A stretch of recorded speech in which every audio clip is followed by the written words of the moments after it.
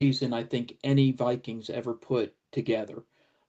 We ended up playing 18 or 17 games that year. Now, Dixon's junior year, we only got to play 14 regular season games, and it was the most special season I think any Vikings ever put together.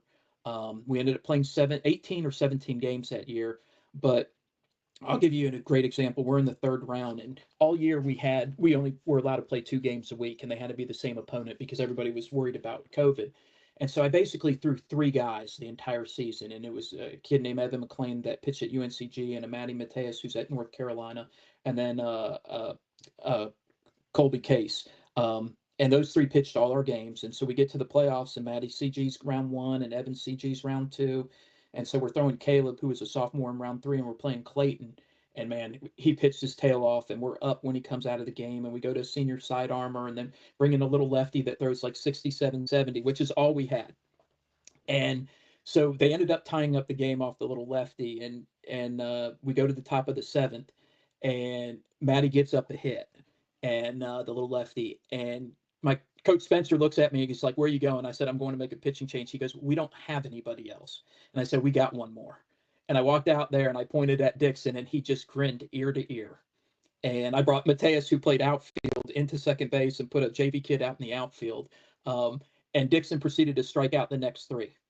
So he gets up the next inning and leads off. They got an all-state right-hander on the mound that's just throwing pellets up there. And the first pitch Dixon sees, he hits over our batter's eye to walk off. And that was who Dixon Williams was. I mean, it was just nonstop, just some of the most amazing things you would see. A kid who hasn't pitched one time in high school comes in and punches out 3 guys in the top of the 7th in a playoff game. And he had thrown some bullpens, but he hadn't really worked hard in it. And then I think he ended up hitting like 13 home runs in 17 games his junior year and hitting like almost 600. It was crazy how good he was.